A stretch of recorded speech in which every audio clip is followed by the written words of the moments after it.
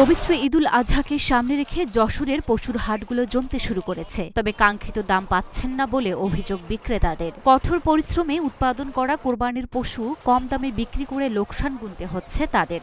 রোববার যশোরের চৌগাছা উপজেলার সীমান্তবর্তী পুরোপাড়া পশুর হাট ঘুরে এমন চিত্র দেখা গেছে। হাটে গিয়ে দেখা যায় যশোর, ঝিনাইদহ ও কুষ্টিয়ার বিভিন্ন উপজেলা থেকে গরু নিয়ে এসেছেন ব্যাপারী ও খামারিরা।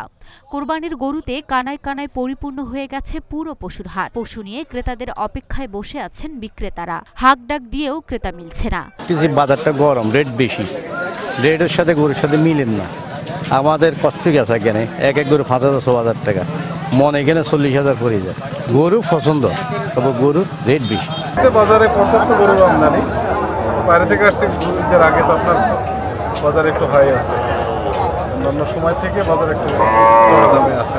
গরু মোটামুটি মাঝামাঝি মতন উঠছে, খুব একটা বেশি না। তা গরু আছে লাখের উপরে প্রায় গরু, থেকে তো পছন্দ হচ্ছে। অনেক গরু উঠছে, এড়িগুলো খুব দেশি এড়ি উঠছে। হাটে রয়েছে মাঝারি থেকে বড় আকৃতির গরু। বেশিরভাগ খামারি এবং বিক্রেতারা ট্রাক ট্রলিতে করে একসঙ্গে 5 থেকে 10টি বা তার অধিক গরু নিয়ে এসেছেন পুরোপাড়া হাটে। বিক্রেতারা বলছেন পশু বেশি আসলেও হাটে ক্রেতার সংকট। অতিরিক্ত গরম এবং জায়গা বিশেষ হাটের অব্যবস্থাপনার কারণে হাট থেকে পশু ক্রয় করতে অনীহা রয়েছে ক্রেতাদের। ভাই দাম কম, হাটে প্রচুর রোদ ভাই, হাটে 10-20টা গাড়ি ঢুকতে পারে না। হাটে গ্রাম অঞ্চলের হাট, বুঝছেন? এই হাটের কারণে বাইরের পার্টি এসে নিরাপদ থাকে না হাটে, এই কারণে হাটের মালের দাম কম। ডাবল খাদ্যের দাম সেই হিসাব করে মনে করেন যে চাষিরা অনেক লসে আছে। 2,20,000 টাকা যে গরুগুলো, সেগুলো মনে করেন মানে 2 লাখের নিচেই বলতেছে। প্রান্তিক চাষি তারা অত্যন্ত ভালোভাবে বেচা বিক্রি করতেছে, কোনো ঝুট ঝামেলা নাই।